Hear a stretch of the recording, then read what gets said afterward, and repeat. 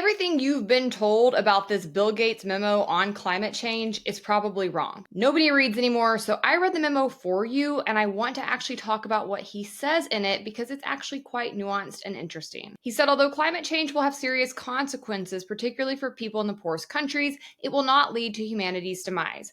Unfortunately, the doomsday outlook is causing much of the climate community to focus too much on near-term emissions goals, and it's diverting resources from the most effective things we should be doing to improve life in a warming world. It's not too late to adopt a different view and adjust our strategies for dealing with climate change. He's not giving up fighting climate change. He's not saying that it's fake news. What he is saying is that there has been a unilateral focus on emissions and that strategy has been a giant failure that is hurting everybody, but that is particularly hurting poor people. I've talked about this issue a lot when it comes to the Tennessee Valley Authority, the country's largest public utility that has done just this. They've been so focused on green energy and lowering emissions without having the actual infrastructure that we need, which would be nuclear, to do so, that they have created shortages and their prices have consistently been going up. So I don't take Gates' memo to say that he no longer cares about climate change. I think that's a really silly and emotional reaction to what he wrote.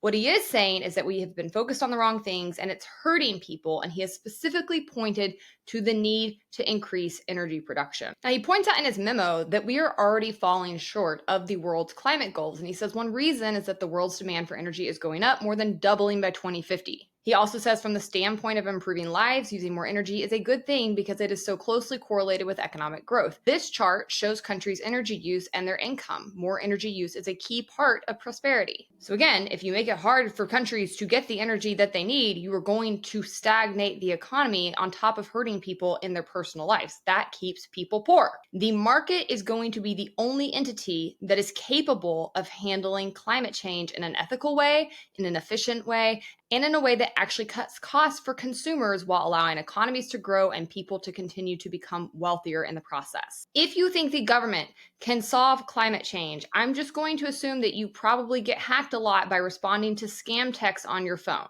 You'd have to be so naive. Now, in order to get the amount of innovation that we need from the market, we are going to have to reform our federal permitting process. Federal permitting right now is in the way of the market meeting these needs. It is preventing people with the energy and innovation and ideas from being able to come in and solve big problems. I personally loved Gates' memo. It shows that many of the leaders in the climate movement are waking up to a lot of the folly that they have supported for years, but not abandoning the cause, because I do think it is an important cause and one that the free market can actually solve if we allow it to.